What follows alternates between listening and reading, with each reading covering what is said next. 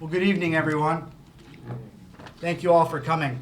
I'm Robert Smullen. I'm the Assemblyman from the 118th Assembly District, which is Fulton County, Hamilton County, Upper Herkimer County, 6 towns in Oneida, and 9 towns in St. Lawrence County. There's a total of 46 towns, 13 villages, and 2 small cities that cover the Upper Mohawk Valley and the western half of the Adirondacks.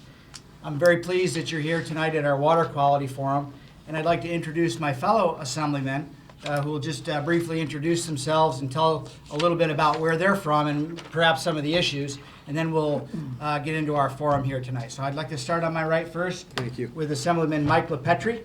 Thank you. Good evening, everybody. I'm New York State Assemblyman Mike LaPetri, proud to be a co-chair of the event alongside Assemblyman Dan Steck. Thank you, Robert, for hosting. Thank you as well, Brian and John, for being here in support. The purpose of today is to identify and target problems in our regions of New York. Rather than casting a broad brush, we want to hear from speakers in the area to identify the problems so we can come up with realistic solutions and bring them to the legislature next year in 2020. So I look forward to hearing a robust conversation and dialogue, and thank you, everybody, for your time. All right, I'm Assemblyman Dan Steck. I represent the 114th Assembly District, which is all of Warren County, all of Essex County, and parts of northern Saratoga and northern Washington County. This is my 4th term in the Assembly. I'm also the ranking minority member on the Assembly's Environmental Conservation Committee. And then a little bit more personal background. For 9 years before I was in the Assembly, I was a town supervisor at Queensbury. So a lot of local government experience. We had a water treatment plant there that we're pretty proud of. So I'm familiar on that operational side of what it is to worry about a local water supply that we provided about 8,000 households, so about 13,000 customers of water. And then an added thing, just how much I'm ingrained with Department of Environmental Conservation. My father is a retired forest ranger, so I grew up in a DEC household, so I'm very familiar with DEC and working with DEC. And I represent, as I mentioned, about the southeastern third of the Adirondack Park. Well, thank everyone for coming tonight. I'm Brian Miller. I represent the 101st Assembly District, which goes from New Hartford to Little Falls. We take a right-hand turn and we go south all the way to Orange County. I've been involved with water here for the last 3 years. As you can see in front of me, there's 2 bottles of water that sit on my desk every day. And these 2 bottles of water come from the village of Illion's water system. One with a lot of iron in it. And this one here, I think it's probably saleable now because when we first got it, it was white and milky. And we found if you leave it for a year in your desk, it becomes pink. But that's one water quality situation we've been working with the entire Mohawk Valley Water Authority, the Herkimer IDA, the villages down through here, and it's really one of the biggest water issues we have here in central New York. But I'm very well versed on it. I was a Oneida County legislator before I came to the Assembly. And my background there was working on wastewater, which Oneida County was put under a consent order for the Sequoia Basin wastewater treatment plant. And that turned out to be a $158 million project. So we're here. I'm very happy everyone's here, and we're looking forward to great testimony, great conversation, and thank you. Thanks, Brian. My name's John Salka, and I'm the Assemblyman from the 121st Assembly District, and that's all of Madison, a good portion of Otsego, and the southern part of Oneida County. In my past life, I was in the medical profession. I'm a registered respiratory therapist, but I was also a county supervisor in Madison County, and I served for 6 years as the vice president of the Madison County Board of Health. And during that time, we did an in-depth study on private water supplies in Madison County in particular, of course, and it's pretty shocking what's floating around in our water supply. As a matter of fact, I was looking through the list here, and this reminds me of my days when I was getting my bachelor's and taking organic chemistry. Looks like this was probably a class project, just to be able to identify a lot of these chemicals in the water. This is a problem I think that probably goes through the entire country. In particular, though, upstate New York has a very dubious distinction. Upstate New York has some of the highest cancer rates in the country.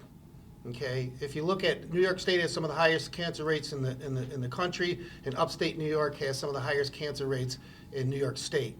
So we have the dubious distinction of having some of those somewhat worrisome amount of diagnosed cancer cases in upstate New York. So I don't know whether or not there's been no conclusive evidence that a lot of these chemicals can cause those cancers, but I think that this warrants an utmost amount of attention and priority to be able to resolve these problems. My district's very rural, so a lot of the water supplies are private water supplies, and it's very problematic as to how you correct situations with well water contamination with a private water supply. But I'm hoping to get some information, some input, some guidance from the people here in this room tonight. And we, like Assemblyman LePetri said, we're going to take this back to Albany, and we're going to work hard to work on solutions. But thank you for being here, and I want to thank my task force members here, Dan and Mike. Thank you very much for your efforts on this. And it's really important to make sure that credit is given and where it's due. We'd like to thank everybody that helped put this forum together, specifically Betsy Graham and Deb Dempsey, Shaldo, Carrie. We've got our council, Kelly O'Donovan, Greg Finley's here, and Billy Barlow, making sure that this is all memorialized, because we're here to listen to you here in our communities. We're here to take action in the legislature, and that's what's really important. There's so many things that are out there having to do with state water sources protections, prioritizing water infrastructure upgrades, addressing sewage problems, that it has to be done very deliberately and very efficiently. I didn't mention, before I came to this job, I was the executive director of the Hudson River Black River Regulating District, 2 watersheds across 10 counties, upstate New York, dealing with flood control, but also hydroelectric flow augmentation, and then actually the water supply and sources for many of the communities around. So our experience is showing that we're rich in this resource, and it's very important that our infrastructure be kept up, and we've got a lot of work to do with that. We've got the Safe Water Infrastructure Action Program, which is a bill that's was introduced last year. I assume it will be introduced this year. But we're also looking very closely at emerging contaminants, as Mr. Salka pointed out. So I'd like to go ahead and invite someone to be the first individual to come up. And we're here in public to talk about public issues. This is an all citizens issue. This is something that's important. We take for granted way too often that we have a safe, secure food supply and a clean, safe water supply. But we need to mind it. We need to take care of it. We need to update it. So I'd like to invite the first individual to come on up, and we'll start this conversation here tonight. Good evening. My name is William Cook, and I work for the Nature Conservancy. I want to start by thanking you for holding these regional hearings and listening to folks about water quality issues. This is important, and what you gentlemen do in Albany is important, and I appreciate that. I want to talk to you about a number of different issues. The Nature Conservancy considers these important enough where we will be sending staff to a number of them, because each region has its own unique challenges. We've got a situation where, if you look back at when the Clean Water Act was passed, when we built a lot of sewage treatment plants, a lot of drinking water infrastructure, that was 50, 60 years ago. And it's aging out. And I have spent a lot of time working with sewage treatment plant operators and drinking water supply people to look at what's the problem. When we built these things, the federal government paid about 96 cents on the dollar. Now we need to rebuild them, and there is no federal support at all. If you look at the simple cost and the population base and you do the math, it can't work. Local communities cannot pay for infrastructure rehabilitation that is critically needed. It's just math. The state has been stepping up in recent years, the $500 million for pipes, pumps, valves, source water protection. That's huge. The EPF does it year after year after year, deals with farming, deals with urban, deals with parks, deals with all this stuff. But the magnitude doesn't address the issue. The other problem we have is rural communities, mill towns, river towns, small places. You say, well, we're going to help you out, and EFC is doing a great job. The Environmental Facilities Corporation is doing a great job helping a lot of communities.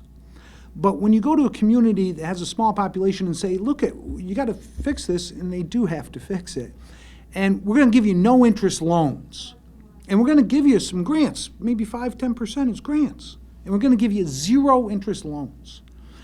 That's really great, but it doesn't work because you don't have the population base to pay back. So you look at a situation where you've got the regulatory side of the government. We need clean water. We need our sewage treated properly. Saying to communities, you got to do better. And they do. But at the same time, it's unreasonable to expect the local tax base to cover it. We have not valued water in this country ever at what it's really worth. Another issue that upstate central New York, and I'm kind of close to central New York because I've lived here for decades, and I've been a farmer for over a quarter of a century, so I'm kind of connected to the land. Part of the problem is legacy contamination and what we're doing with it. Now, if you go out the Mohawk, every single village and small city has legacy contamination issues from industrial use over decades. The truth of the matter is we can't get that solved by going after the previous owners who are long since gone to God. We need to step up. What does that do to small communities? It retards their ability to redevelop because they got to mitigate it first. And if you look at the drinking water supplies north of New York City, we've got Albany, we've got the Alcove and Basic, we got Schenectady, Great Flats, but a lot of people are drinking out of the Mohawk. A lot of people drink out of the Finger Lakes. A lot of people drink out of small local sources, regional sources, and every river that runs by. Are those legacy contaminants affecting water quality? Sure they are. Do we need to deal with them? Sure. And we have been to some degree. You talked about emerging contaminants. So we have an existing problem of legacy ones, but what we absolutely need to do is stop creating more problems. What we absolutely need to do is stop allowing industry to degrade our water supplies now. We get it. We get PFOA, PFOS, we get 1,4-dioxane. There's currently legislation supposed to be sitting on the governor's desk to deal with some of this stuff. So we need industry. We want to bring industry back. We want to encourage growth of industry already here. But we need to clearly make sure they're not polluting future generations' drinking water. The state has limited resources, we get that. I should have opened with the Nature Conservancy is a pretty big operation. We're global, 70 countries, every state. We're huge. We lobby in Washington. We lobby everywhere. We need Washington to do an awful lot more.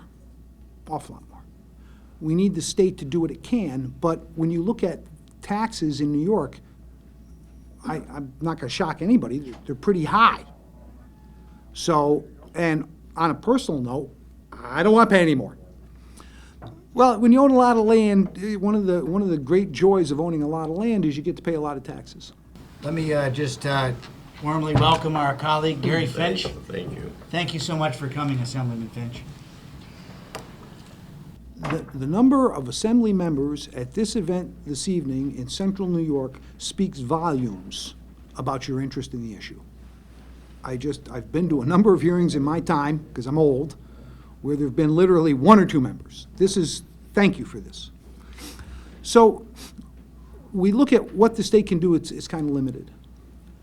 We think that EFC could do more on direct grants to small communities, to hardship communities, direct grants. Here's money, fix it. We think that the state needs to do a lot more on emerging contaminants. But one of the big things that upstate is going to face, along with everybody else, is the changing climate. And what does that mean? And we, in this region, have lived through 2 100-year storms and 1 500-year storm in, I think it was 12 years, 13 years. And I experienced those pretty up close and personal. We need to start to look at decisions made at local levels and what's going to happen. Let's go back to sewage treatment plants. Reality is most sewage treatment plants are at just about 8 feet above river level, maybe 10. And we put them close to the river because it made sense 50 years ago. As the rivers expand, and we're getting some phenomenon now called, there's some name for it, where it rains just super hard, rain bombs. Where, I got 5 inches of rain at my farm just, 3-4 days ago. In, one day. We know that there's going to be more flooding, more severe flooding, more frequent flooding.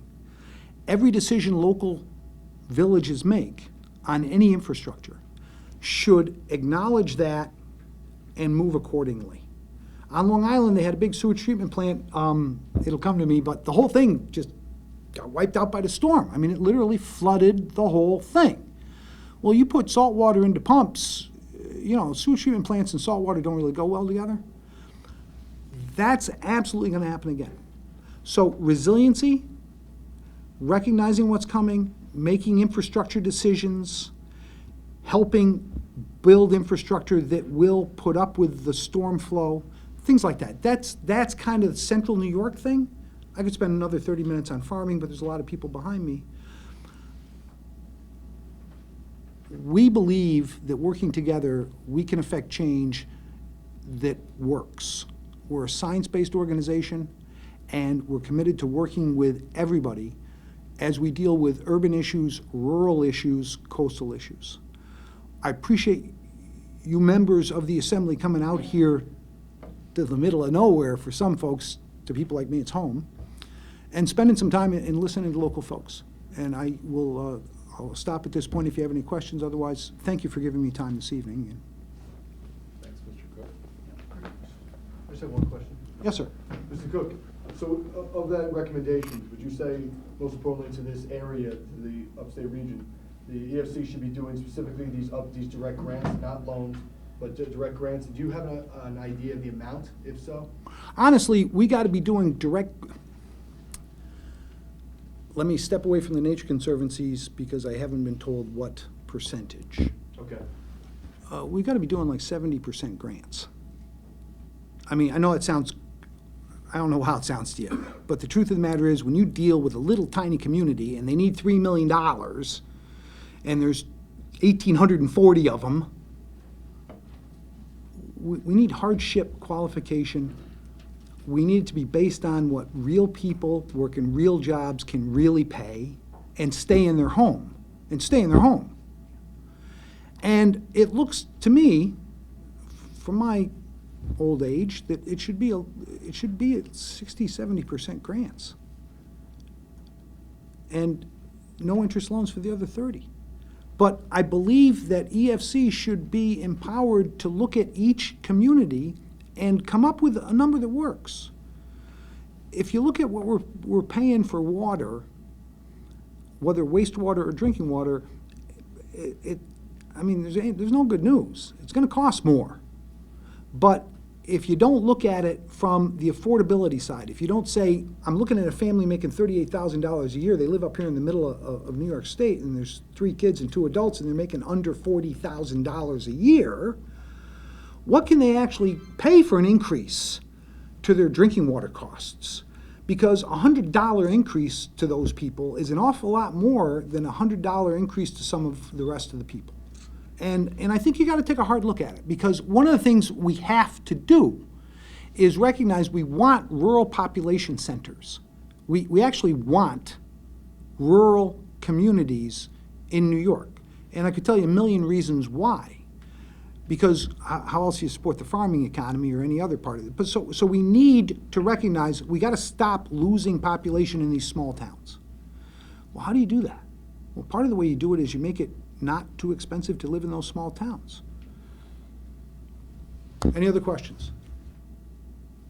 Thank you very much. Appreciate it. Now, I know we're certainly welcome to anyone coming up and asking questions and providing testimony. I didn't know, we have in Herkimer County, a very, what Mr. Cook just mentioned, a situation in the town of Stark. I didn't know if the supervisor, if you wanted to say any words now. It seemed it's kind of the right time, if you will. I have a few words that I'd like to say.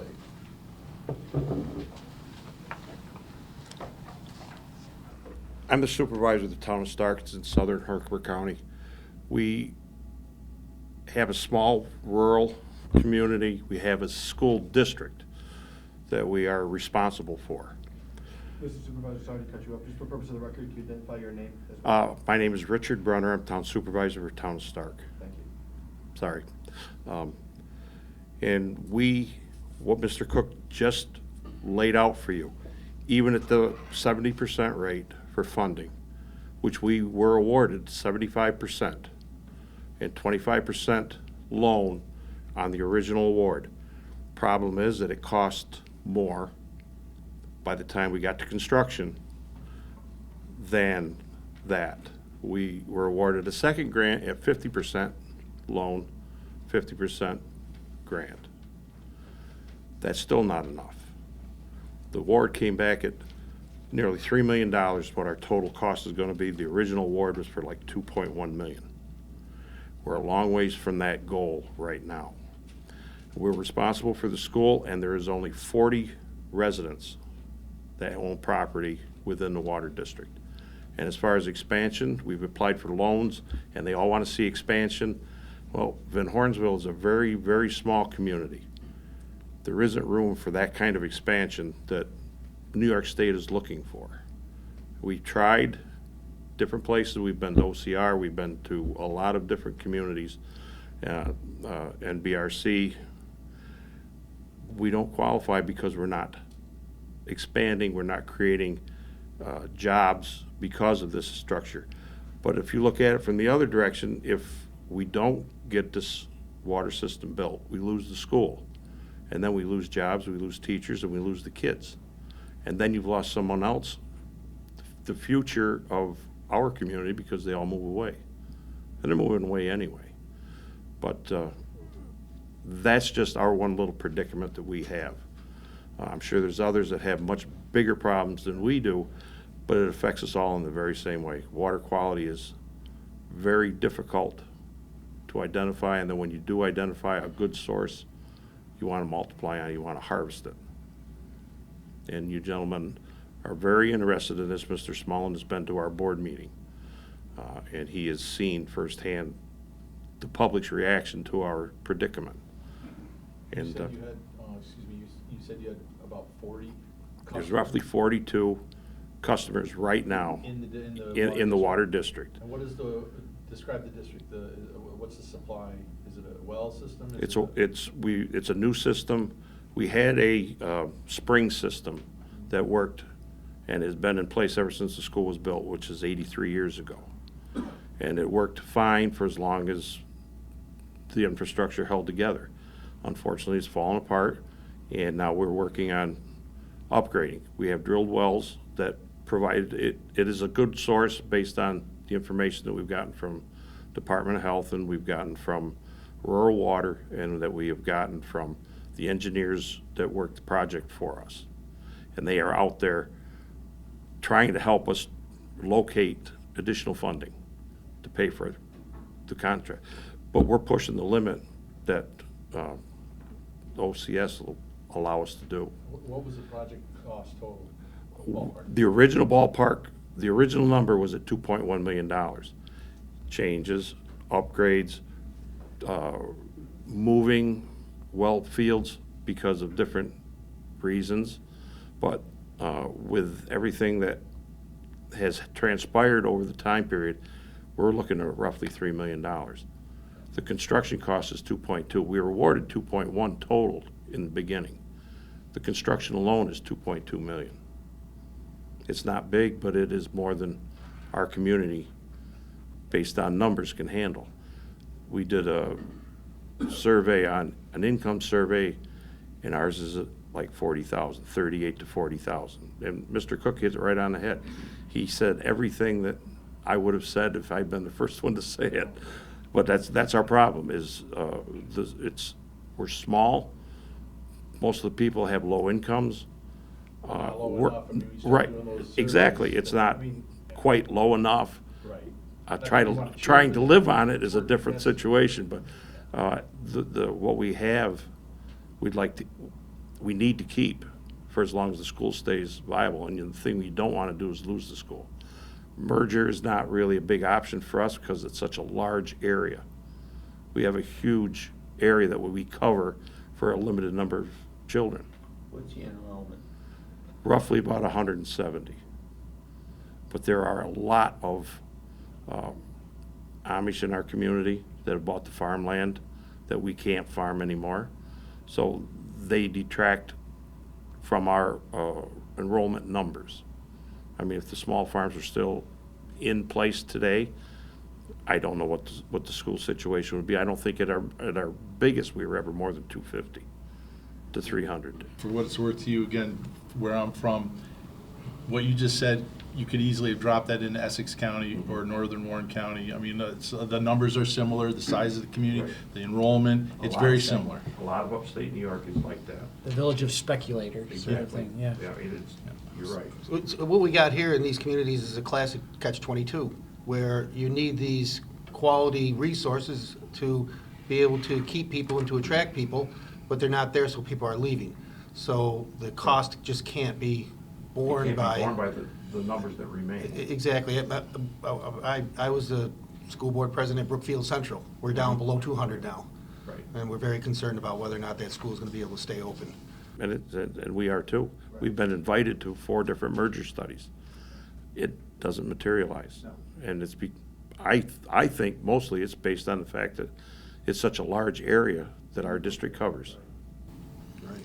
And to Mr. Cook's earlier point, but I think you're hitting on it as well, back in the day, a lot of these capital programs for construction of water and wastewater was 80% federal, and the remaining 20% was usually a state and local, 15 and 5, where so maybe the local taxpayer was 5 or 10%, and the state and the federal money isn't there anymore, and frankly, the state money largely isn't there anymore. There's surveys that have been done. 2008, they were roughly $37 billion each, water and wastewater. Now you factor in further deterioration and inflation. I mean, you're looking at $40 billion plus in capital needs statewide, water and wastewater, so 80 total. Where's that, and you're not going to get that from local. That has to come from state and federal government and tax base. And we don't have a lot of room to, we're already again to cite Mr. Cook, we're already on the high end of a lot of the tax. It's not like we can just go to that well again, if you pardon the expression. And we understand that, we know that, but the problem is that you mandate us to do certain things. Our system in 2003 was compliant with all the state regulations. 2007, it was not. By 2011, they put the school on notice and threatened fines because of the water quality they claimed at the school. But there are people that live in that community, lived it in their 90s and their hundreds, and they drank that water every day, all day long. It's just because the state says so doesn't necessarily make it so, that the water was unpotable. But it is, because people use it every day. Supervisor, can you explain the process from grant award to implementation? During that time, you're saying went from $2.1 million grant to $3 million in costs, correct? We were awarded I know the exact numbers, 2.17, and we were awarded a 75% grant on that 2.1. Roughly $518,000 that we would have had as loan. A while later, knowing that all these changes had come about, we were awarded another $600,000. This at 40% loan, 60% grant. That moved us up to about 2.8, 2.9 million. By the time the engineers got done and the contractors got together and the changes were made, we're looking at roughly $3.01 million. That leaves us about $300,000 short. Some of the project is going to have to be taken out because we can't afford to pay for it. That includes water meters, that includes house hookups, because these houses have been hooked up to the water system for 80 years. Many of them, not all of them, but many of them have been. What sort of recommendations would you request or admonish in this grant process?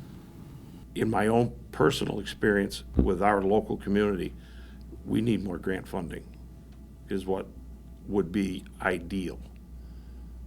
But everybody is in the same ship that we are, and others are more deserving.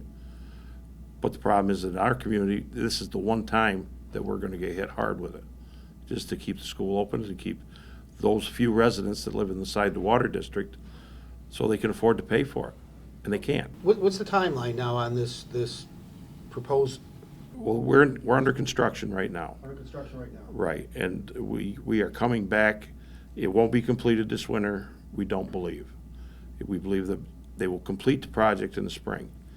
If there was an availability of grant funding that we could come up with to make up the difference between our shortfall, when they come back in the spring to do more of the work or complete the work, then we might be able to include water meters. We would probably be able to include hookups to each house, because when the guys were digging for construction, they were worried about the depth of the pipe that goes from the water main to the house. They're not deep enough. And they're afraid that once the new water comes in and there's less flow to keep the water from freezing, because the old system had leaks everywhere. And when the old system moves off, there'll be fewer leaks and there'll be less water flow. And we're afraid that some of the houses may have problems with the hookups inside their house. Not necessarily with the water mains, but with the water pipe in their own house. And we would, in the original project that we had brought up, had that included. But it's not included now because something had to come out. Thank you very much, I have Supervisor. Yes, sir. How many customers do you have? 42 households. You have 42 Households. total customers for this $2.5 million project? Yes. What is that, what are the water bills? How much are they? Well, that we don't know yet. We are under the assumption it's going to be pushing the threshold of what we can charge. Right now, we believe it is like $865 a year. What kind of, for, I'm sure you have senior citizens, Yes, okay, that are yes. fixed incomes. Correct. And I'm sure that they're watching every penny.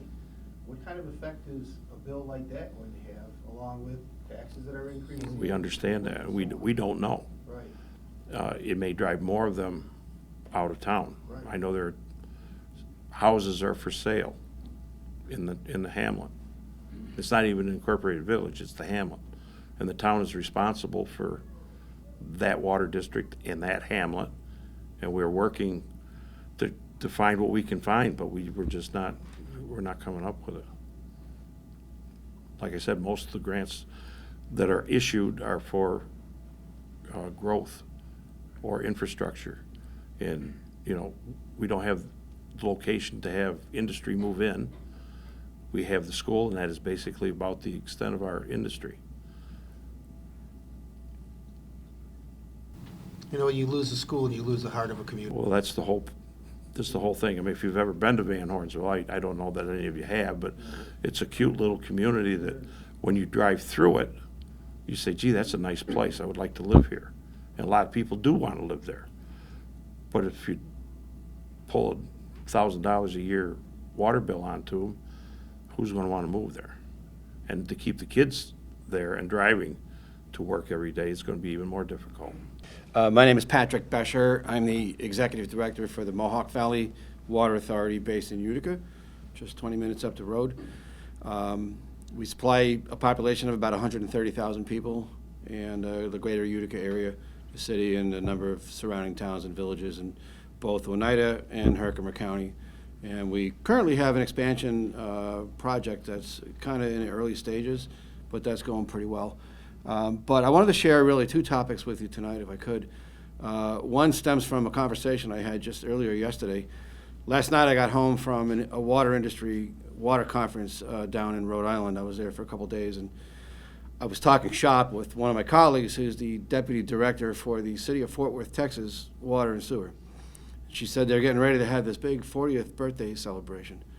And I said, what is that about? And she said, well, we have 3,000 miles of pipe or so in their system. We're about 700 miles of pipe. She said the average age of our piping system is now approaching 40 years old. And I said, so wait a second, so your average installation date is roughly around 1980? She said, yeah, how about you guys? And I said, try 1880. I said, go back another 100 years. So with our 700 miles or so of distribution pipe, not including transmission lines, a little bit under a third of that is over 100 years old. Another third of it is between 75 and 100 years old. The remaining slightly more than a third is less than 75 years old. Our system includes the urban core of Utica plus some of the suburbs.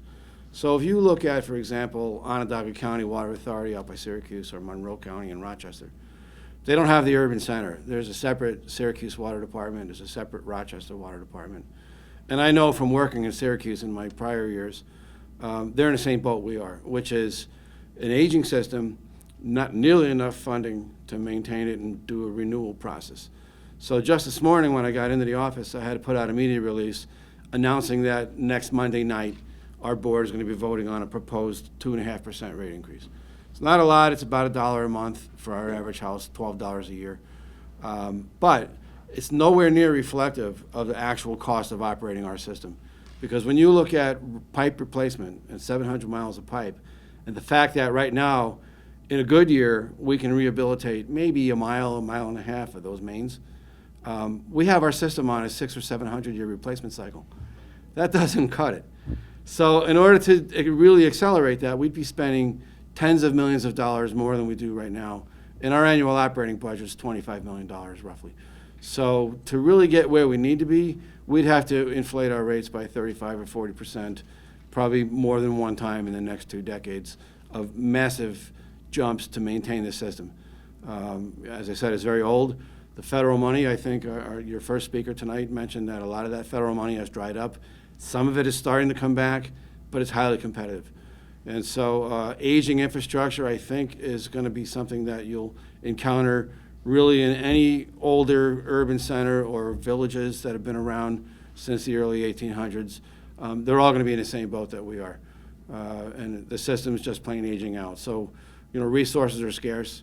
We could borrow that money. Right now, interest rates are so low, the cost of borrowing really isn't that much. But again, it has to get paid back. And one component of that, for example, is a project that we have on a drawing board to replace the transmission lines from our raw water source at Hinckley Reservoir. It's a ground supply, surface supply, rather, to convey that water about 3 miles to our treatment plant. The raw water comes through 2 lines. One of those was built in 1906, 24-inch diameter pipe, and it's beyond its life expectancy. So we're going to be replacing that and keeping the second one that was installed in the early 50s, which is a 36 diameter pipe inch. But we're going to be putting a brand new 54-inch diameter pipe from the reservoir down to our treatment plant. Total project cost is about $55 million. If we had to finance all that with borrowing, the debt service alone would be $3.5 to $4 million a year on a $25 million operating budget. Again, considerable rate increases. Fortunately, we have gotten some state money. We have another application in. We were awarded $2.3 million a year and a half ago to start the first phase. We've asked for another $8.5 million. We're hoping to hear some good news in December. Maybe we'll get some additional help. But without that, that's a project that really isn't going to happen until we get considerable growth in demand or we decide to double the water rates to our households. So scarce resources, one topic. The other one I want to alert you to very quickly is that there is action at the EPA level where they're reviewing what's known as the lead and copper rule. And so the last time it's really been overhauled was in the early 90s, was when it hit this system, where we had to put chemical treatments in place to buffer the water, neutralize it so it wouldn't absorb lead when it's sitting overnight in a lead service pipe going into the house. They're looking at those rules again. Sometime in 2020, it's expected to get finalized, but they're creating a trigger level that's now below the current action level. So at 15 parts per billion, if your lead level in your 90th percentile of your sampling is below that, there's not much you have to do right now. But there's going to be a trigger level of 10. Our last rounds of sampling, we've been in that 11, 12, 13 part per billion range. So we're going to be clearly above that trigger level. And at some point, they're going to be building in that you're going to need to just start replacing those lead services. So one proposal is 3% a year of the services. That's $500,000 for us a year. So what you just described is a cost incurred by the stroke of a pen. Yes. As opposed to over the father time. That's right. Which That's right. everyone understands and expects. Right. But a stroke of a pen could put you in a situation where Yeah. you are mandated to spend a lot of money. And to be fair, as time goes on and there's more medical research, they evaluate these things and decide, maybe what we thought was safe really isn't as safe anymore. But frankly, between us and nobody here in the room, we all know what happened in Flint, Michigan. So some of what we're seeing, I can't help thinking at least, is in part a reaction to a situation that was entirely avoidable. But nevertheless, we still have somewhere between 2,800 and 3,000 lead service pipes out of 39,000 services in our system. And for us to go replace all of those, we're looking at another $14, $15 million just to do that piece, to do regulatory compliance. And so, again, and everybody across the state is going to be in the same boat. It's a federal regulation. So I think that's something that you'll probably hear from other folks as you're moving around the state. Last thing I want to mention real quickly, because your first speaker, Mr. Cook, touched on it, which is, we need more grant money, not loans, right? Right now, money is fairly inexpensive to borrow with the interest rates. But in 1999, when Governor Pataki was still in office, I was asked to testify on a task force he had set up on regionalization. And so I was asked to describe our system and how that's been a success case in a regional approach. And one of the recommendations I made to them that I would reiterate now is that the way that the state formulas are set up for state revolving fund money, grant money, et cetera, I think since then they've built more incentives in to award projects that are of a regional nature, shared services, intermunicipal cooperation.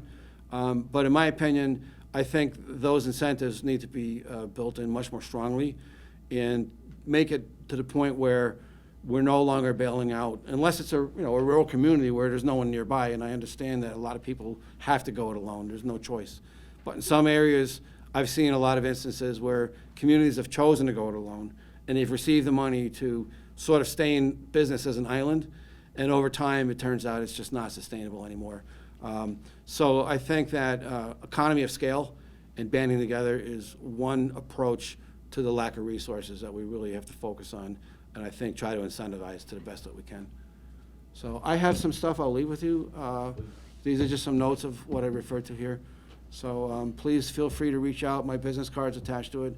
If there's any other information you'd like from our agency, please let us know. Be happy to provide that for you. Thanks again for the opportunity. Thank you. My name is Jordan Clements. I'm the District Manager for Otsego County Soil and Water Conservation District. My name is Jessica McLaughlin. I'm the Water Quality Specialist for Oneida County Soil and Water Conservation District. And you folks represent several soil and water districts throughout your territories. And, first and foremost, I would like to thank you folks because we heavily rely on fully funded EPF funds to provide, the necessary work that we do to your constituents. So we're here to talk to a couple things and some issues that may be coming down the pike here shortly. And so my county, that Mr. Miller and Mr. Salka represent a large portion of it, we are part of the Chesapeake Bay watershed. We are held to the TMDL for the Chesapeake Bay watershed. There is a deadline for us to meet our goals is 2025. And as we speak, we're not going to hit those goals because we are severely underfunded for those. And who's that hurt? It hurts our farmers, our local farmers. And, basically those goals are not set on the districts, they're set on the farmers. And so the reality of the fact is we don't know what the end result is when 2025 comes. That whole what's being held over top of us, we don't know. But I will tell you, the soil and water districts are your best investment to get these things done. We wear many hats. Even between Oneida County here and Otsego County, we do a lot of similar things, but we have a lot of differences as well. So coming down the pike for the majority of folks is for the Mohawk watershed is there's a TMDL coming out for that. I'm not speaking negative about the TMDL by any means. Don't I want that to be said by any means. But the reality of the fact is we are short money. I think a rough estimate for us is by 2025 we need another nearly 90. I believe it was 90 to 100 million dollars for us to touch our goals. So our goals are set between nitrogen, phosphorus, and sediment reduction. We're hitting our nitrogen, we're close to our sediment, we're not touching our phosphorus goals. But the reality of the fact is the water leaving New York State for the Chesapeake Bay is the cleanest water. But at the end of the day, too, we're being held right at the same levels as Pennsylvania and West Virginia and whatnot. It's a twofold here. We want to thank you because Albany's been very good to the districts. But I think we've earned what we get, and I think we're your best bet and best investment, and even to help some of the folks behind us to meet their issues and meet their demands.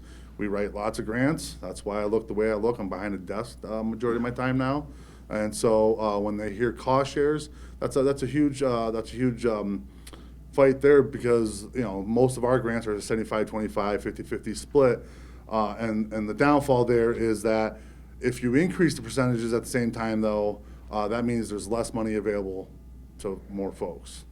So what do we do? Do we give less money out because we're increasing our percentages? Do we try to reach out and help as many as we can? Or do we try to find more money to fund our underfunded programs? So that's just some of the things I'd like to bring, but definitely not complaints, just things that you folks, I mean, you represent a variety of districts there, and we know every one of those folks, and we do some good work, and then I would encourage the people behind me that if they want to reach out to their local districts to see what we can do to assist.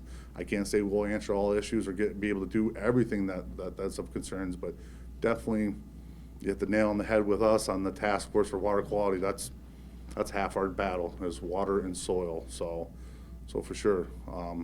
Does anyone here have any questions for us that we could answer? If I could jump in, I want to compliment all soil and water conservation districts. I'm not intimately familiar with yours as John and Brian are, but Warren County is my hometown. Jim Liebram, and before him, Dave Wick. Yes. And they made the similar pitch to those boards of supervisors when I was on that board about how much they leverage, and how much they do not only for municipalities but also for private citizens. Big fan of soil and water districts and what you guys do. And you touched on it, but for everyone's benefit, we're here not only to talk about water and wastewater, but also water quality that's going into our, when we're not controlling phosphorus and nitrogen, you're starting to worry about algal blooms and things like that. So it's not just the stuff coming into the house and stuff leaving the house, but what are we doing to our waterways? And most of us, all of us here, including Mike from Long Island, our districts are very dependent on the environment and the treasures that we have, our waterways for recreation, for tourism, in addition to farming. So I mean, in my experience, I think Brian and John would say that they know they have an open line to me with anything, any concerns, if they have constituents that have concerns. And I think I could speak for all districts that should definitely, that all you folks should feel that comfortable to call us and do what we can. So, but yeah, definitely a big thank you for seeing the support that you give the districts, but then also the fight's still there and the demand for money to help your constituents as well as our constituents, try to find that median. So Jordan, you said that the 2025 compliance date, and I was on the Madison County Soil and Water Conservation District Board of Directors. It's one of the best positions I think I ever had, because I saw how much they can do. This is a federal Mandate. federal mandate. Do they, in fact, when you do report to them that you're not quite up to their timeline, do they offer any kind of suggestions or give you an idea about whether or not, if you don't have those landmarks achieved, what you can do about it? Yeah, so there's a whole menu per se of practices that we install. And so there's the low-lying fruits that are maybe cheaper to install. And so, we try to hammer those. Simple thing is buffers. And I could sit here all night and talk about buffers. And both, I believe, Oneida County and definitely our county really hammer those in. So the encouragement is for that. But at the same time, the federal mandates, the Chesapeake Bay funding was slashed. Not by half, but 95% at one time. It was slashed, the funding was. Thankfully, the funding came back, but the reality of the fact is they're not trying to do scare tactics. It's not like you must do this or else. We don't know what the or else is. There hasn't been nothing stated what's going to happen, but between the walls and I could kind of predict what's going to happen, but at the end of the day, it's us working with our landowners, not just agriculture folks, just general landowners trying to meet those goals and trying to get, good best management practices on the ground that benefits not only the individual landowner, but the surrounding landowners. What was the acronym that you were speaking about earlier with compliance? The TMDL. TMDL, total maximum daily load. Oh, thank you. Yep, Okay. so that's it's like a diet for that watershed. Okay. Yep. All right, and I know you were saying before you're writing a lot of grants. Is there any recommendations you can make to the state with the grant process that maybe needs changes to make anything easier, or there are burdens that you confront on a daily basis? Is there any recommendations in that sense? I guess I don't want to say I speak for all soil and water districts as a whole. You guys have the CFA, streamlining it, and then just being conscientious again for our issues is we're writing grants as we're out in the field implementing the practices. Timing is huge. This year it was just a little off, so where I'm submitting grants in May, June, and July, when actually I should have been out in the field making sure that my staff was, getting done what they needed done. Now I have a phenomenal staff, so I don't worry as much about that. But the reality is, and as more grant opportunities become available, trying to fit those in within a calendar year is always tough. I can sit here and give you a thought that, in my mind, I would like to see one single pot, and these are the grants that pot serves.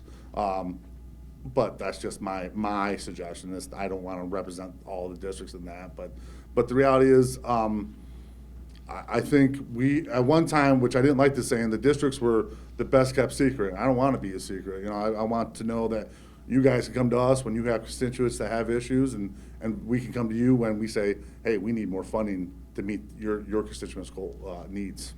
What were you speaking about streamlining? Is there specific recommendations? You just said streamlining in general sense. Just dates, just getting things out there, not making everything, while you have ag non-point source, and these are just random, I'm not saying this exactly, but you have ag non-point source through the New York State Ag and Markets due this day, and the very next day you have water quality improvement program grants that are due through the DEC the very next day. Okay. Yeah, more coordination, partnership is huge. 30 years ago, everybody had their own blinders on, they did their own thing. Now, even with a 75-25 split, as many people have spoke, it's tough for private landowners, to come up with that 25%. So in my office, we work hand in hand with NRCS, the Natural Resource Conservation Service, which is a federal program, to marry our grants so that truly it's not a 75-25, now it's maybe a 95-5. And that makes it more tangible, more applicable, and especially with the agriculture community. It's to sit there and tell a farmer that they must do this, at the same time they're trying to make, put food on the table. We're not popular sometimes, and that's all right, not being popular, but I can understand the anger, the anguish that we get. Why are you doing this to us? Well, it's not me doing it. I'm trying to help you meet your goals, or at least the government goals. Jordan, quick question for you. TDML, do you feel that there's enough teamwork amongst the counties? I know we've had you guys in up in my office with Oneida, Otsego, Delaware, Herkimer. Do you feel that we do enough to set up regional help to combine all counties, because water runs downhill? Whatever Yeah. happens in Oneida County Yeah. is going to affect your limits on what happens down there.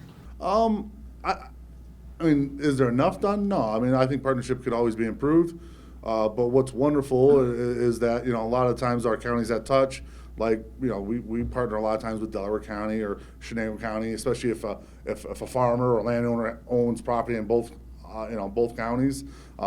We do partner up there a lot. But with our district law, our districts have their own law, it bounds us a lot of times to work within our own boundary line. So, I mean, but if Oneida County needs a hydroseeder and they don't have a hydroseeder, absolutely, we coordinate to make it happen. So should the district law be looked at to be revised? I guess it probably wouldn't hurt. I mean, I guess I'm not, again, I don't know if I'm comfortable enough to say I speak for all districts, but I would think, as a whole, I think our districts do as much as we can to help each other, but at the same time, serve our constituents within our boundary lines, number one. You know, I don't expect Oneida County to worry about an Otsego County resident more than I do. For example, the Mohawk watershed, we actually, there's all of us that have come up with a coalition for the Mohawk watershed basin. And so what we've done there, we've actually just recently created some funding that we're starting to build there. And we're starting to work on an application so that sediment and debris reduction can happen, along with it's looking at also like flooding and stream stabilization. So we're working together. I think there's 9 counties. Yep, 9 counties in Mohawk. Yep. That are working together for this funding to be able to get out there and work in the watershed and help, you know, the water quality within the watershed. And then also, so adverse with the Upper Susquehanna Coalition, we have 16 counties in this state and 4 counties in Pennsylvania that make up that coalition. So, I mean, Mohawk is in the beginning stages of their coalition. With our county, you know, we're 98.8% Upper Susquehanna, very small percent, 1.2%, you know, Mohawk. But we still participate because, you know, those landowners deserve the ability to potentially get any funding that we can potentially The get. reason I ask, because I have every water situation there is probably in New York State, from Syracuse east all the way down through the Hudson Valley. We have the Chesapeake Bay, we have the Mohawk River Basin. We also have in Delaware County, it's the New York City water that goes down there. So that's why I ask, is there enough being done between all agencies to all work together? Okay. How long does it take you to draft the grant? It varies. I'd say, you know, you could probably, on average, you know, I'd say if I want to be decent, maybe 40 hours Okay. per grant, depending on the size and scope of it. So Yep. 5 to 7 days. Yeah, yeah. Okay. Thank you. Yep. Separate from Otsego County too, I had a couple of things that I wanted to say from Oneida County. First and foremost, thank you guys for coming out and listening to us. I know our county really appreciates the funding we've received over the years and everything, so we're really appreciative for that. Additionally, so our water quality issues mainly revolve around sediment loading, which hopefully the Mohawk River Basin grant that's coming out will help us with that, in addition to other grants that we've received. But also, the significant challenge is aging infrastructure within our county. Our focus solely at the Soil and Water Conservation District, I mainly focus, because I'm the water quality specialist on natural stream design, stream stabilization, and right-sizing culverts. But with that, of course, you know, it comes funding. As Jordan mentioned, you know, sometimes we have matches with the towns or villages, and sometimes those towns or villages can't meet those matches. But overall, our county is definitely moving forward within water quality based with natural stream design and everything. So, Do you feel we could do more with educational aspects of stream design? I've taken the course. I've sat through help from the state to the county down to the towns. So when projects are being done, everybody's on the same book, on the same page. yeah, so I mean, the big thing right now is education. So I'm currently actually working on the hazard mitigation plan, which is given out through the state that each county has. And so I'm working on that right now to do that. And what I'm doing through that is helping educate the towns and villages that don't maybe have the education of the stream restoration stuff. And so we're also hoping through the Mohawk, actually another thing with the Mohawk River Grant is training. And so that these towns and villages are able to get the training along with the Soil and Water Conservation District employees so that everyone is somewhat on the same page. So I think there's definitely improvement to be done, but it's going in the right direction. My name is John Pisak. I'm the Executive Director of the Herkimer County IDA. I'd like to just touch quickly on what Mike mentioned earlier about the grant process. We have 30, first off, thank you for coming to Herkimer County. It's a great place to be. We have a lot going on here. We just secured Tractor Supply Distribution Center. They're up and running. We have Remington Arms here, one of the oldest, or the oldest gun manufacturer in the United States. And we have many projects happening here with the conjunction with Oneida County. We work as a region. We see a lot of great things happening. But I want to touch base just a little bit quickly on what Mike pointed out about the grants. We have 30 municipalities here between towns, villages, and one city. They are 5 people on those boards, except for the city of Little Falls. They are part-time people. They have families. They have jobs. They're expected to come in one day, maybe every 2 weeks, and decide how they're going to find all these grants, how they're going to work these things out. It just can't happen. And the more you spread it out, the more grants that are available out there. I mean, I find them, but that's my job. But for those communities, it's very difficult. And we'll talk about a project that we were successful with the grants. But I think the state should have help with these communities. I was fortunate enough to meet with the town of Stark here a couple weeks ago, and I'm going back to see what we can do with that, because there are other funding avenues out there, USDA to connect it up to their house, WIA projects, WIA grants. There's other things that you need to be in place. But without that support, you know, nobody can really, you have to hire a consultant. The people that specialize in that, the county, we've taken that step and hired a consultant that works with us on a lot of the projects.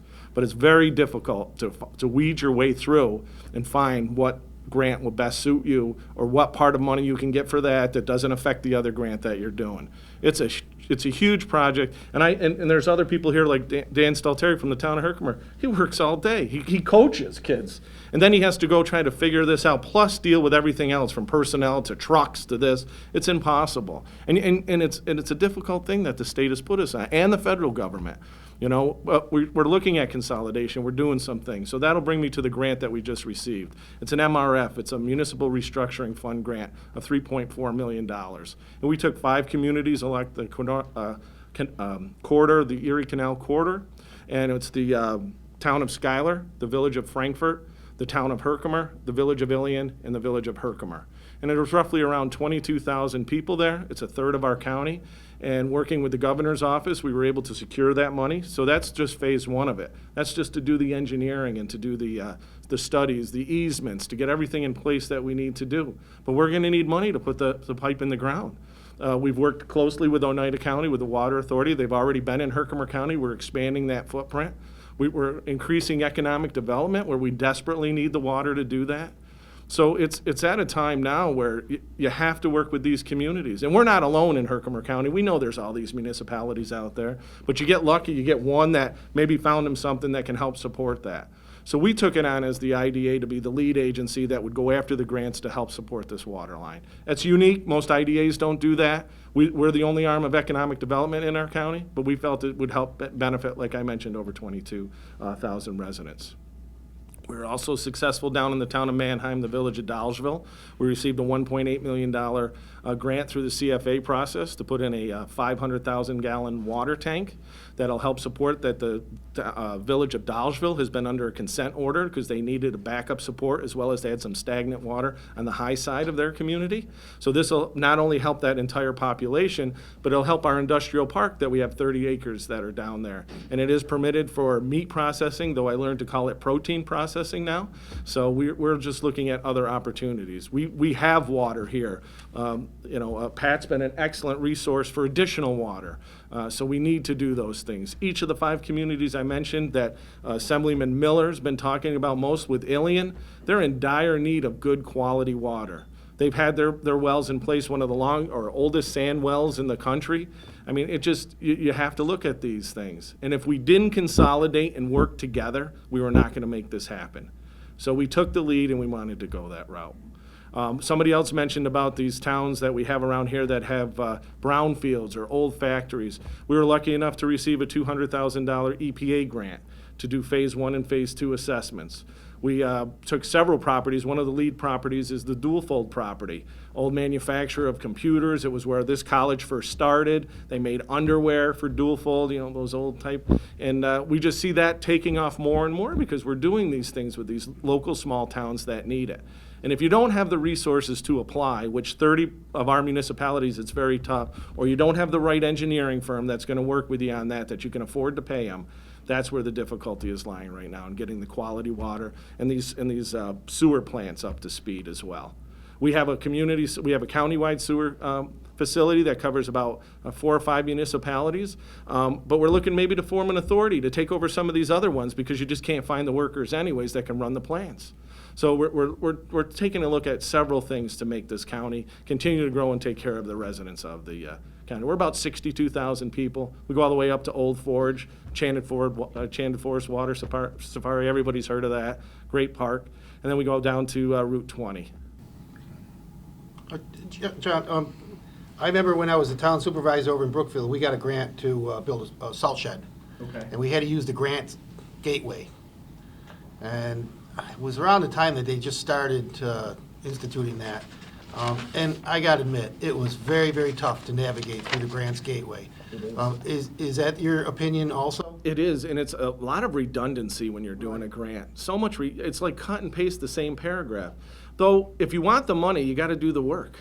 And we reach out to you all for the support there too. We get letters of support. How many letters, Assemblyman Smell, and Assemblyman Miller? I mean, we constantly ask for those letters of support, whatever the grant is. But the other gentleman who spoke from Soil and Water, it's difficult when they're all throughout the year. You have to keep track of everything from Northern Borders to, because we're part of Northern Borders, not Appalachia down in the other part of the state, to whatever EFC to health to whoever you can get the money from and where it comes. You go through the CFA and you think it's Empire State Development for the salt shed, but it's really DEC. So you call that guy and then he's like, well, no, now we're handling it this way. So you could spend a day just following up on the grants that you do. So in your opinion, could the grants gateway be reconfigured to be more user-friendly? It can, but it's what I see that needs to happen is what I said in the beginning. You need to put people out there, just like you hire other consultants throughout the state that can work with our municipalities on a regular basis, find the needs, they do a needs survey, and then the consultant calls up and say, hey, you need a salt shed, here's the grant coming up. It's pretty much a cookie cutter grant, a salt shed, they're all the same. Let's just promote it that way, instead of putting the burden on these municipalities. We took a step because, we have 3 people in the office. We don't have a lot of people, but at least we knew this was important enough, this water line from Schuyler down to the village of Herkimer and the amount that we were going to serve, plus the chances for growth and economic development, a lot of flat land. We knew that was something we needed to do. If I could take this opportunity to jump in, because I almost said it a couple speakers ago, but I wanted to, we're here to hear it from you, but what you're suggesting or your complaint about the way that grant money is distributed or the difficulty to get it, again, a larger town, Warren County, 65,000 residents, so similar sized counties, what we're talking about here, and Queensbury is about 29,000 people. That's my hometown where I was supervisor.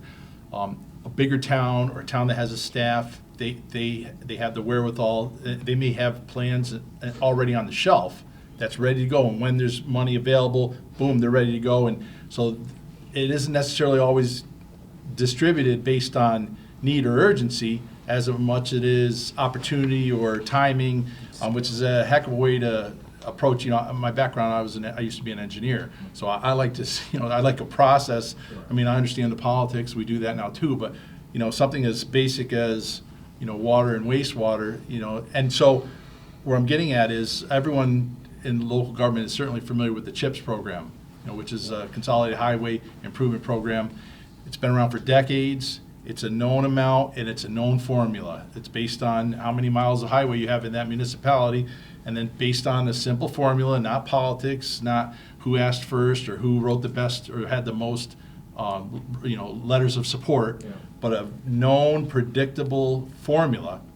And so a former assembly colleague of ours, now he's in the Senate, Senator Tedesco, he came up with an idea that I want to make everyone aware of. Certainly our panel's aware of it, but I want to maybe throw it out there to see if it's something that you think makes sense or is agreeable, called the Safe Water Infrastructure Action Program. Basically, it would say, hey, for water and wastewater capital needs, mirror or copy the formula that is, the process that's used for our highway funding, where based on miles of pipe and diameter of pipe, but a known formula, and then a known pot of money from the state, and a predictable, repetitive, plannable way to distribute grant money to municipalities for water and wastewater infrastructure. And the number that was suggested in the bill is at least what CHIPS is. And the CHIPS, last I knew, was around $400 million.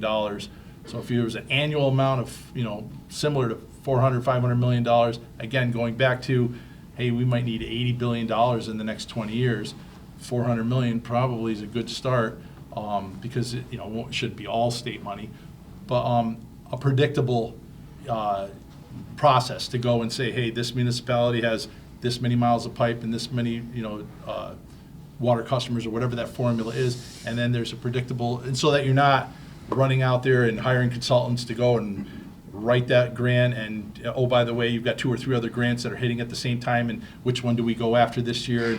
You remove all that, and it's a predictable, political-free, mathematical formula. Is that similar to what you I agree to a little bit, but there's a lot of communities out there, especially downstate, that don't apply for a lot of these things, where we have the older infrastructure. I think that would put the town of Stark out. You're talking amount of people, what I think we still need to fight on whatever we can get from every source, and I was a legislator in Herkimer County.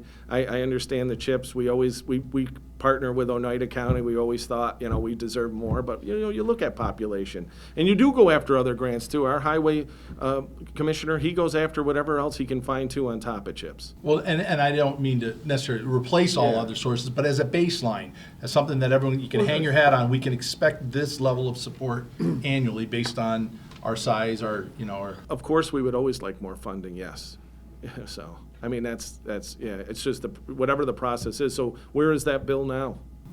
Well, it's been introduced in both the Senate and the Assembly, and it's been around for a couple of years now, and as you know, sometimes bills take a long time to mature and age before they get action. It hasn't been voted on in either house, but it's only a couple of years old. So just make everyone aware of it. There's something analogous to CHIPS that's been suggested for water and wastewater. I'll bring that back too. That's good. We want to see more things happen up here. We look to other ways to pay for things, to lease out the water tower for cellular companies, you do anything you can. You don't have enough cell tower or water towers to lease out to cover it, but you do what you can. Especially in Manheim, Dolgeville area, they're in dire need of that too. Up in Old Forge. You know how long it took us to change a water tank up there because of the Adirondack Park Association? I mean, the color was an issue. It used to be needed its own constitutional amendment to drill a water well for public drinking water in the Adirondack Park. And a constitutional amendment could take, on a fast pace, 3 years to get through for drinking water in the Adirondack Park. To disturb a half acre of land. It needed its own constitutional. That was the purpose. As a sidebar, that was the purpose of the land bank a couple of years ago that everyone voted on, and it narrowly passed, but it did pass. So I like to think that we're gaining on it, but as you pointed out, I'm sure it's really difficult to replace a water tower in the park. One that's needed. So, but I think this is great that you came down to Herkimer County. I think it's that you can hear some of these things. That, real similar too is what I'm. Yeah. This is like just change the names and the faces, but it's a lot of the same, which is good. I mean that reinforces what we think we know. Steve Radomski from the Village of Dolgeville DPW. Just speaking, everybody else, thanks for taking time to come out and meet with everybody. Yes, definitely. Thank you. I think all the speakers so far have hit on most of the topics and hit the key points. We're kind of doing an investigation now with some of our sewer work, and we're running into a lot of emergencies and also 98 too with the water helping out, getting the water tank too. Further investigations have found out that we actually have under drains underneath our sewers, tied into our sewer system. So I have groundwater coming into the sewer and then sewer going into the groundwater. Then in the same trench, because our system was built 1880 also, so it's 140 years old. I have underground drain, sewer, and water all in the same trench, all within inches of each other. So if I go to repair one, I have to repair the other because it's so close together. And on top of that, I have lead goosenecks. So we have lead for our water coming out of our water mains because they're 1880. These water mains are in there. So we have, sand filtration system for our water coming down through. So we're trying to look into what do we do with the under drains. We're looking at grants. We're trying to get some of these. We don't have money. We're only a few thousand people in the village of Dollisville also. We're looking at getting a new census for money. Like our residents, like 38,000 per, in income. So we're looking at tax increase too. That's not possible. There's not enough money there. So we're kind of looking for avenues and help out, like for piggybacking on other grants. So if we're going to fix the sewer, what are we going to do with the stormwater and piggyback on the grant also for the water too? So that's continuing. So if we're going to touch one utility, that goes to the next. How are we going to, basically the whole road's got to be redone since 1880 per the new regulations now. So it's hard for us to touch one thing without touching something else. So our homeowners are kind of looking at us too, going, our lateral and water, so their water service and lateral service in the same trench. So we need to separate them, so that's part of the water. That's what we're kind of looking at too, investigations, trying to figure out. Now the homeowners are asking what we're gonna do for money. And that's what we're looking for you guys to say, hey, we need help. We need some kind of funding and to move forward on that. So following, just trying to keep it to the point, but I think that's, the residents are concerned and we're looking for money because we have emergencies now. We just don't have money to fix these things. So we're kind of looking to see what we can do to further our help and get things fixed so it's right and people downstream are getting what we have entering any of the source of water too. So kind of just sum it up. Any questions or just trying to quick synopsis. Everybody else has hit the hot topic, so I just want to give you, just a quick overview of what we're looking at too. So Thank you for testimony. Yep, thank you. Where does the water come from? Is it from wells or from the? Well, actually through the ground up in Adirondacks. We got sand filtrations. We got reservoirs up there that we clean on a regular basis. So we have to drain them down, clean them out, the leaves, everything, take out, and then put it back up and then go through it. We have to clean our sand filtration system too. So. Do you have the blue-green algae issues? No, not as much up there. No. So, yeah. The acid rain up there? Yeah, the halixic acid we have an issue with, yes. That's our big thing up there that we have a problem with. So there's an issue with trihalomethanes up there? So, yeah, that's the other thing we're looking at too, is try to resolve that problem on top of everything else. So if we fix that, then it's a domino effect, basically, that we're looking at, so. Yep. My name is Philip Tangora. I'm the chair of the New York section of the American Water Works Association, director of water quality for Mohawk Valley Water Authority, and a resident of Frankfort, New York.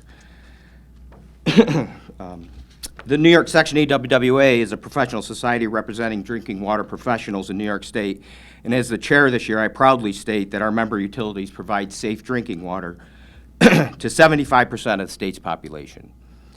As water treatment professionals, we look to science and research to guide our actions, and we support combating emerging contaminant concentrations in drinking water to protect public health.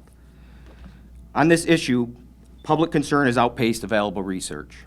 The focus on regulating the removal of these emerging contaminants is a well-intentioned precautionary measure. Science-based health effects research has always been the focus of setting drinking water regulations. Proposing limits based on uncertain health risk levels that are extremely low sets a dangerous precedent for future regulations. It is out of balance with existing regulations, for example, the disinfection byproducts that cause cancer, potentially, and undermines public confidence in public water supplies. Public concerns about emerging contaminants such as PFOA and PFOS, 1,4-dioxane, from these communities we serve should not be discounted or ignored. The absence of research on these contaminants has led to anxiety in some communities and creates tension. That's why water utilities aren't waiting for regulation to address these issues on emergency contaminants. Several utilities where the contaminants have been found are already investigating additional water treatment methods or providing alternative supplies. Treatment technologies are costly, however not well researched. The financial impacts of investing in treatment for these contaminants may prevent water utilities from addressing other pressing water quality issues where we do have reliable, science-based health impact research. Imposing regulation to treat PFOA and PFOS may be less cost-effective than controlling sources of contamination directly.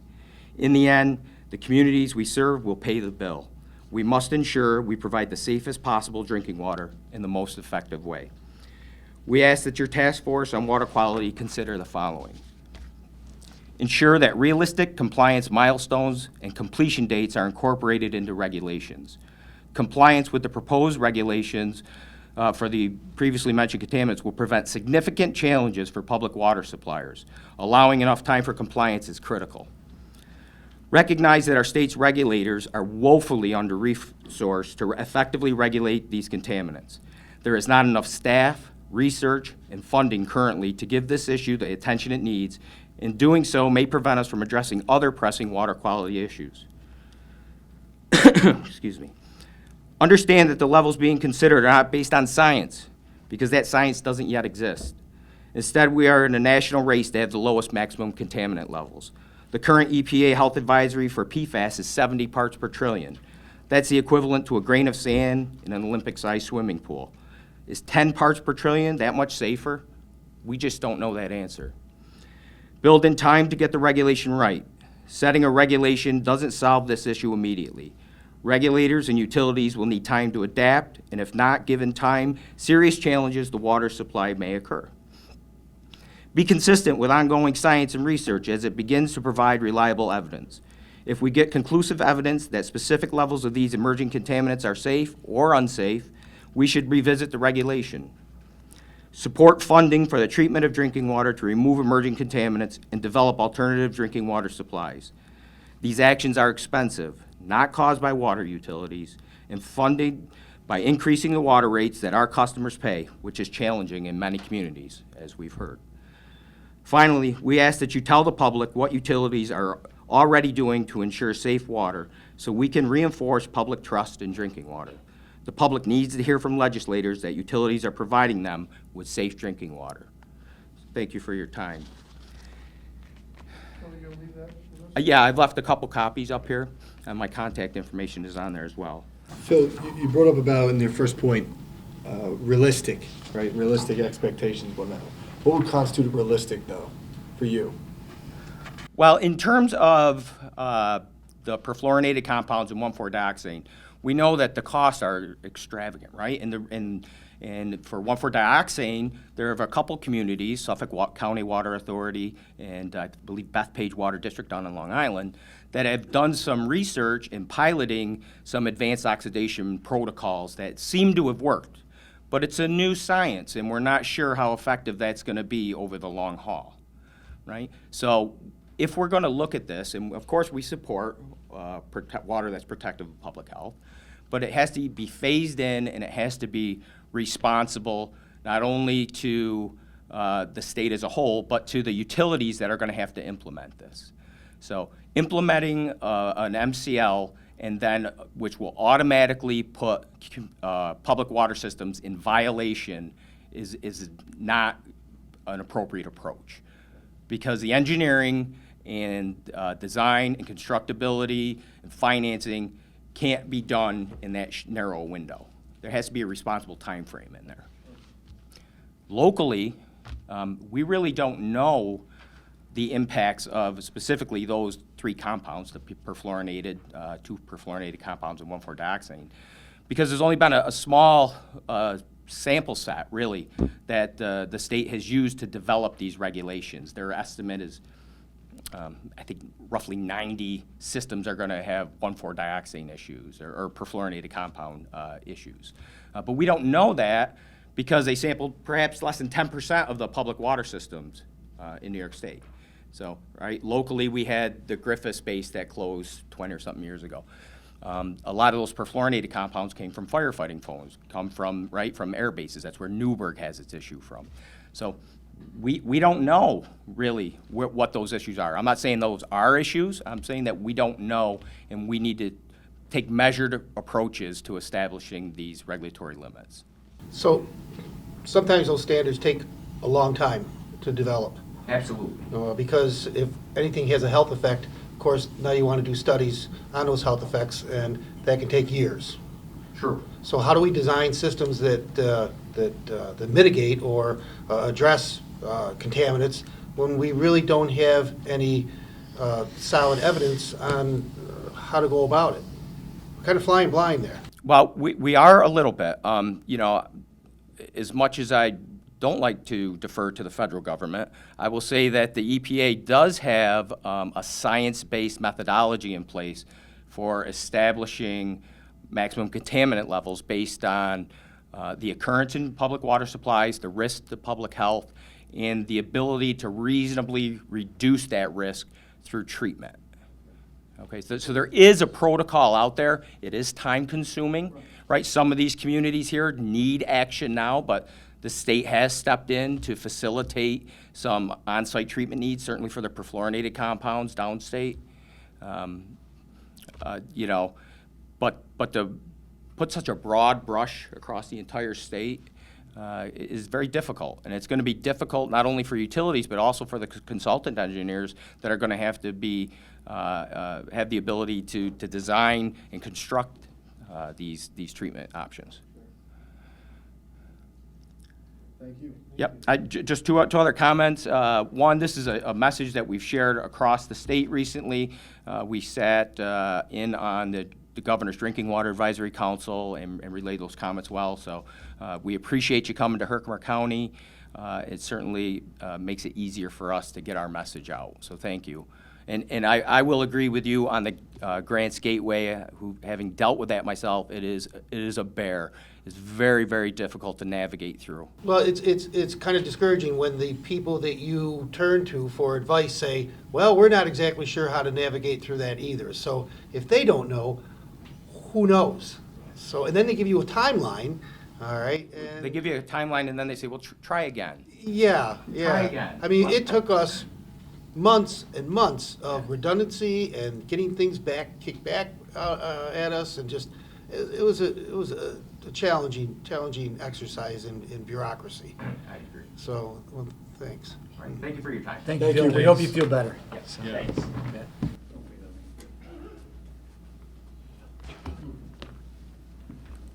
Hello, I'm Wallace Arnold. I'm a manager at the Gloversville, Johnstown, and I'm wastewater treatment facility.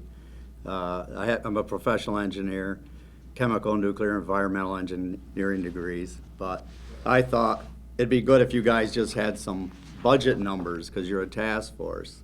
So I put some things together for you.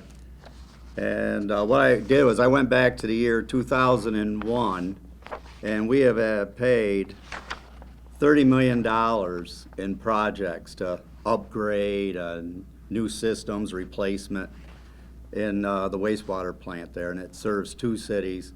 And I'm only responsible for 4.5 miles of trunk sewer. So Gloversville and Johnstown still have their own sewer system. The grants that we got, let's see, there were $15 million worth of grants to cover the $30 million we spent over that time period.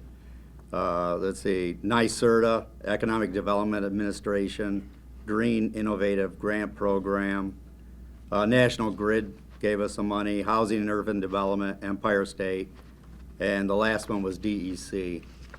And the DEC was we do UV disinfection now because they upgraded our trout stream from a Class D to a Class C.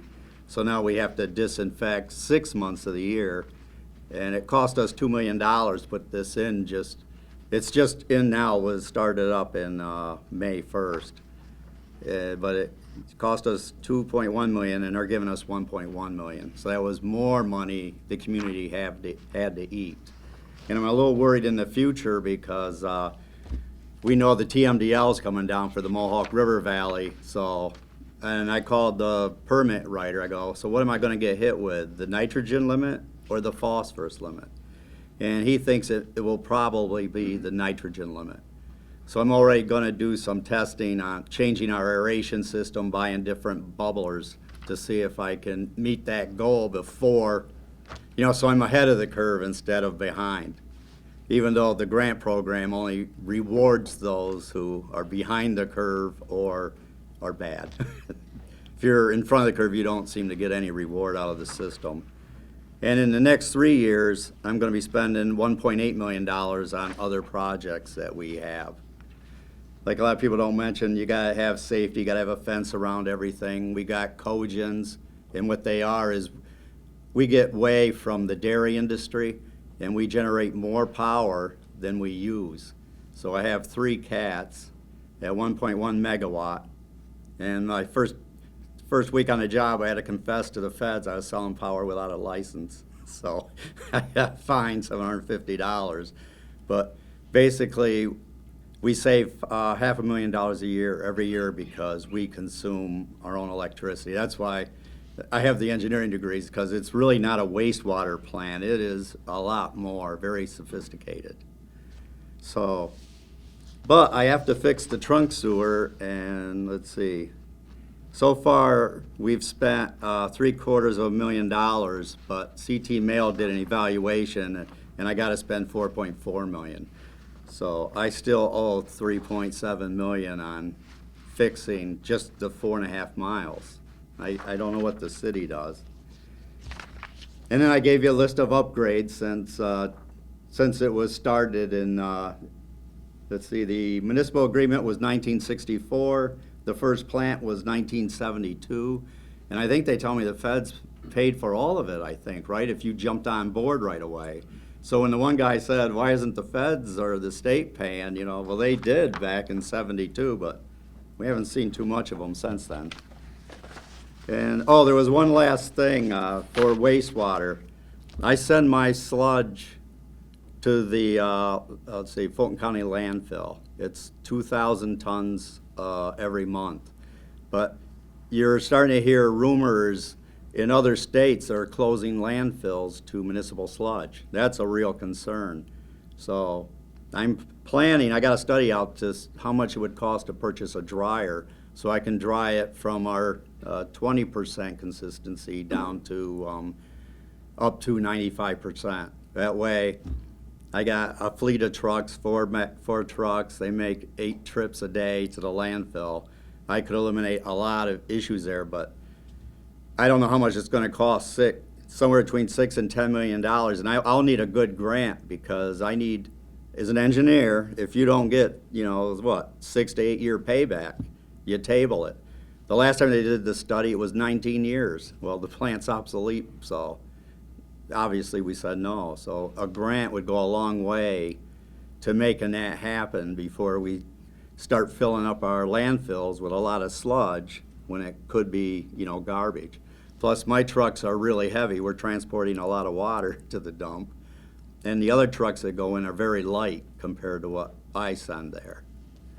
So let's see, so there's the dryer, there's the, I gotta fill that, and then the TMDLs with those changing regulations. So as you can see, I have quite a big need, probably another 13 million on the 5 million I already told you about. So any concerns or anything? What type of technologies are involved with handling municipal sludge that you speak of?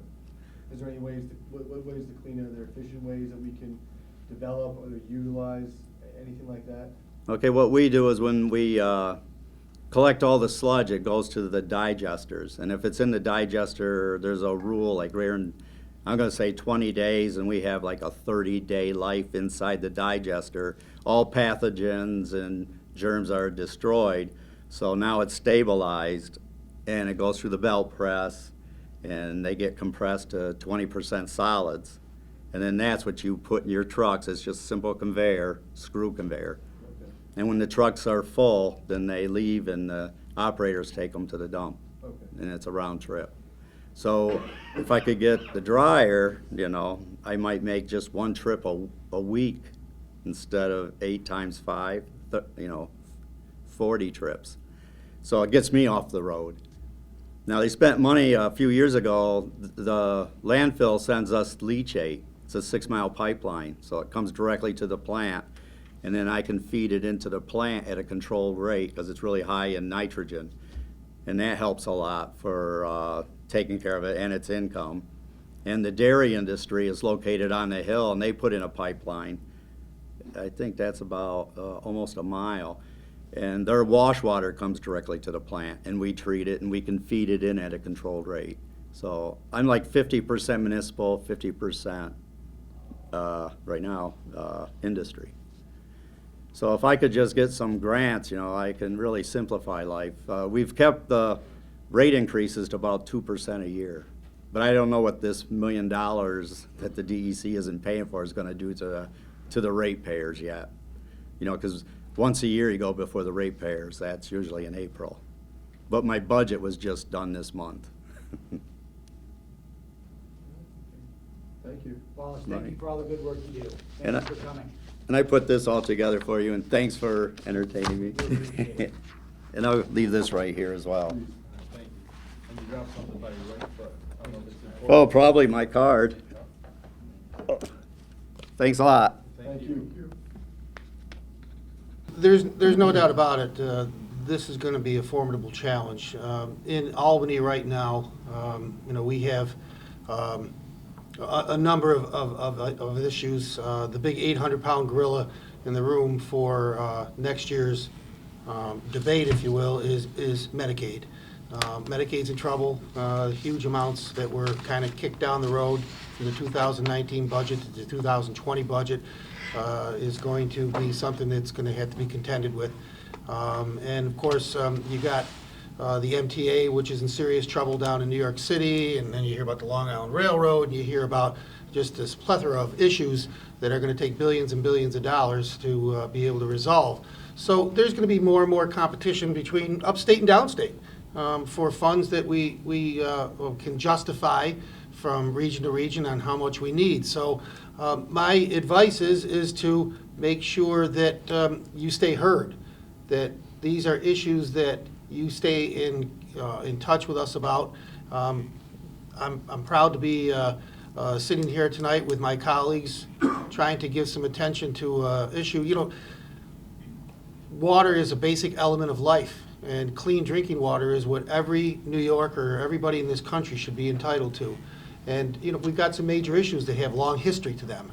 But fortunately enough, I think the technology is advancing so that we're going to be able to take care of a lot of these issues, but it's going to take a lot of money. And there's going to be more and more competition for a set, if you will, pool of funds. So I really appreciate everybody who was able to comment tonight. It makes us realize the gravity of the issue even more, and it motivates us even more because our communities definitely need a good quality of life, and good clean water is part of that quality of life. You know, we're talking about issues like broadband right now. The infrastructure for power, our electrical grid, is definitely in need of some upgrading. So, I mean, there are issues with an aging infrastructure, not only water, that we need to address. And we will try our best to address those needs in Albany. We got a great group of legislators here. And this is also something that even people on the other side of the aisle, if you will, realize how important it is. So we can kind of talk the same language here, and people that from downstate to upstate realize that this is something we've got to give some attention to. So we are definitely going to be giving this the strong advocacy when we get back to Albany. And I want to thank my colleagues here for the time that they're putting in, and I know they deeply care about the issues that we talked about tonight. And thank you very much. I think John said it all. Oh, no. Thank you, everyone, for coming tonight. I'm an engineer. I've lived a lot of these situations, being in the adjacent county over with the sewer issues and consent orders and water quality issues, and now I'm going to show you this again. We lived this in Ilion, which has turned into a severe problem, but maybe it was a stroke of good luck that we have this to develop the the cooperation amongst municipalities. But, this runs deeper than, this water quality issue, and I'm gonna be really quick on it. We're gonna deal with agriculture, we're gonna deal with water authorities, we're gonna be dealing with infrastructure issues, but it all ties together, and I'm happy to sit on this panel, and I want to thank our two chairmen for coming to the Mohawk Valley. And, whatever we do up here affects everybody down in Long Island. We vote on a lot of things that they put regulations on that we don't know how to take care of. So hopefully we can get the message out that we got to slow down, do an engineering, do a root cause analysis, then do the corrective action plan, instead of just voting quickly. Thank you. I want to thank my colleagues for their time this evening and staff for all the work that's gone into this. This is our first task force meeting of several that are planned, and Mike LaPetri and I will continue to co-chair, and we'll travel a little bit around the state. Next week we'll be in the Hudson Valley and back about 10 miles from where I live in Lake George, and then later on in November we'll be down in Long Island and New York City. So we're trying to move around. So this is our first one tonight, so thanks for breaking us in and being gentle. But thanks for your time tonight and your advocacy, and as I mentioned before, I mean, a lot, we think we know what's going on, and I believe we do know what's going on in our own district, but we're trying to get our hands around and our head around a statewide issue, and it's helpful to me that what I heard tonight was really reinforcing. Again, I made the point before, but a lot of what was said here tonight could have been easily said back in my district. So it's helpful because it reinforces what that, hey, I think what I understand is happening where I live is very similar elsewhere. And a couple people touched on it. You can't say yes to all. At the end of the day, we're making prioritization in Albany because the taxpayer and the burden, and it's very easy to say, but this issue is special, and this issue is special, and they're all special. And our task, though, is to find out, the easiest thing to say is, well, water should be absolutely pure. We should have the right to a healthful environment. Of course, well, define healthful. And you ask 10 people, you might get 10 different, and you start putting price tags on them, you might get very different answers. So that's our task, and your input tonight is very helpful because, you just can't walk in and say, well, the limit should be 0 on everything. We haven't invented perpetual motion. We haven't gotten rid of the combustion engine. Again, my district, I always talk about, I'm waiting for somebody to invent that electric-powered skidder for the paper industry, for the timber industry. So we need to set realistic goals that are achievable, measurable, sustainable, and affordable. And that's, that's a difficult task, but hopefully we're going to, make a few strides forward and through the work of this task force. But I thank my colleagues again and our staff and all of you for your time this evening. Mr. LaPetri? Thanks, everybody, for tonight. This was the purpose of this task force is to be proactive, not reactive. The purpose of the task force is to listen and hear the problems, but more importantly, develop these solutions. That's why you heard me throughout the night ask for recommendations, because these are sincere questions that we want to know from you. You learn new things. You learn about how the federal government, what the funding that was provided was in the past versus present. You learn about the hardships with writing grants, with finding grants. You learn about the process involved once you even get a grant and how the costs will be added, and yet there's no remedy or solution for such circumstances. These are real issues where we've identified these problems and have also focused on solutions that we can bring now come next year. The purpose of this task force come next year when we develop our report is not to simply say, hey, these are problems, and that's it. Purpose is we're going to come back to the legislature, and we will be lobbying in both the Senate and the Assembly to push and advance these solutions so that it actually makes a difference on our communities, that we actually effectuate change in a realistic way. No more politicizing, no more politics, just simple facts and actual demonstrating results. And that's what we're focused on going forward. I want to thank everybody for this time. I want to thank our host, Robert Smolin. Thank you so much, Assemblyman, for hosting us this evening, being in Herkimer. It's my first time in Herkimer County, so very excited to be here, and I want to thank everybody again. Mr. Finch. Mr. Finch? Yes, Going last, like I am at the end of the table here, it seems to be everything has been said. I'm from the Finger Lakes area, which is a little bit different. Our water is in huge reservoirs called lakes. It's plagued by the blue-green algae. I was curious to find out what it's like down here, because I was given to understand that the LJ is permissive across the state. Evidently not. So pure drinking water and supplying water to people of the city of Auburn, city of Syracuse, vast, largest groups of people depend on that, and is a real problem. New York State has spent a great deal of money giving away a lot of things, and that's one of our problems. We have a free education, the SUNY schools now. All these things we want, but we need to keep to the basics. And one of them is water, sewer, fundamental things to keep us alive. I would rather see us concentrating on what we have now rather than looking for new initiatives out there. So that's where we're about, and that's why this is positive. So thank you, gentlemen, for what you're doing. Thank you for coming. We certainly appreciate that. I thank you for the input. Good. Well, thank you to all my friends and thank you to all my colleagues. We really appreciate the conversation here, and we look forward to working on your behalf on these issues. Thank you. Take care. Thanks, Thank you. everyone.